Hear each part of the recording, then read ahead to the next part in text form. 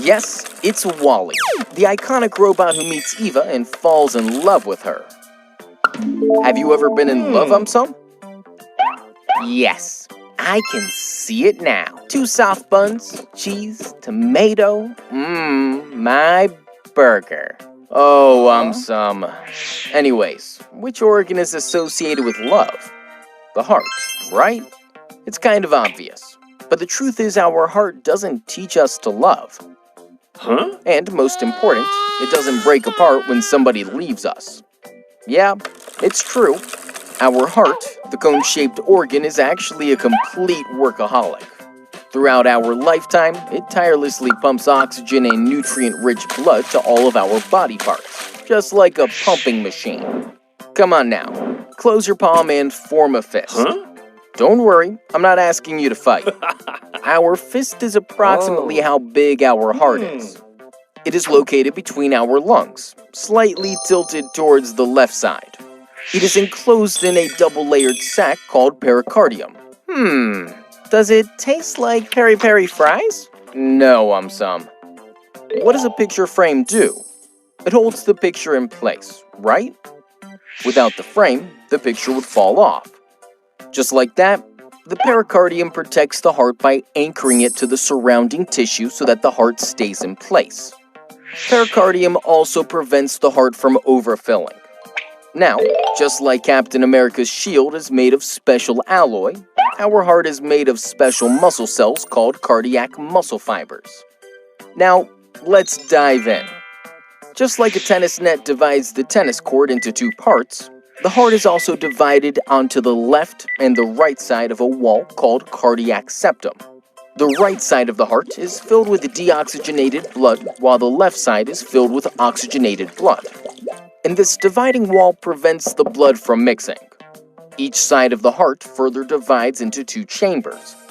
The upper chambers are called atria, while the lower chambers are called ventricles. Where are the sleeping chambers? Stop it, Umsum. Let's first learn about atrium. Now, just like a postbox receives letters from multiple people, the atrium receives blood from different parts of the body. Thus, the atria are simply receiving chambers. They have thin muscular walls. Why thin? Do they believe in size 0? No, Umsum. Their walls are thin, not requiring a lot of muscle tissue, because they only have to pump blood into the ventricles present right below them. Now, moving on to the ventricle. Just like the postman collects all the letters from the postbox and delivers them to their respective locations, ventricle also collects blood from the atrium and pumps it to different parts of the body. Thus, the ventricles are called discharging chambers. Just like coconuts have thick outer covering, ventricles have thick muscular walls. Why thick? Because the walls need more muscle tissue to generate enough pressure so as to pump blood out of the heart and distribute it to the entire body. Now, the left ventricle's wall is even more thicker than right ventricle's wall, because the right ventricle pumps blood only to the lungs, while the left ventricle has to pump it to the entire body, requiring much more pressure than the right ventricle. Now, let's talk about the valves of the heart. In total, we have 4 valves: tricuspid valve, bicuspid valve, pulmonary valve, and aortic valve. What happens when you hop onto a flight? Can you just change your mind and ask the pilot to turn back? Oh no! Nope. Same with the 4 valves of the heart.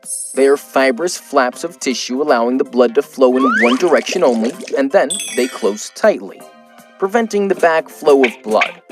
So, they basically act like security guards. The tricuspid valve guards the opening between right atrium and right ventricle, while the bicuspid valve guards the opening between left atrium and left ventricle. Together, they are called atrioventricular valves. Pulmonary valve guards opening between the right ventricle and the pulmonary artery, while aortic valve guards opening between left ventricle and aorta. Together, they are called semilunar valves.